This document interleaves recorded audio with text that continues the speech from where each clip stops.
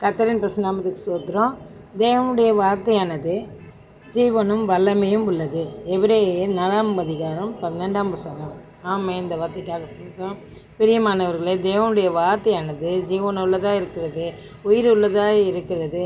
அது நம்மை உயிர்ப்பிக்கிற வார்த்தையாக இருக்கிறது, நம்மை ஆசீர்வதிக்கிற வார்த்தையாக இருக்கிறது. ஆண்டவர் நம்ம ஆசீர்வதிக்க சொல்லி ஒரு வாக்கு தத்தத்தை அனுப்பினா அந்த வார்த்தை நம்ம ஆசீர்வதிக்காமல் அது திரும்பி அவர்கிட்ட போகிறதே இல்லை. நிச்சயமாகவே நம்மை ஆசீர்வதித்து தான் அது திரும்பும். அதனால் நாம் பயப்பட வேண்டாம். ஆண்டவருடைய வார்த்தையில் உண்மை இருக்கும், அவருடைய வார்த்தையில் ஜீவன் இருக்கும், அவருடைய வார்த்தையில் உயிர் இருக்கும். அதனால் நாம் எப்பொழுதும் பயப்படாமல் இருக்கலாம். ஆண்டவர் நம்மை ஆசீர்வதிப்பாராக. ஆமேன். சிறு வார்த்தையை நம்புங்க.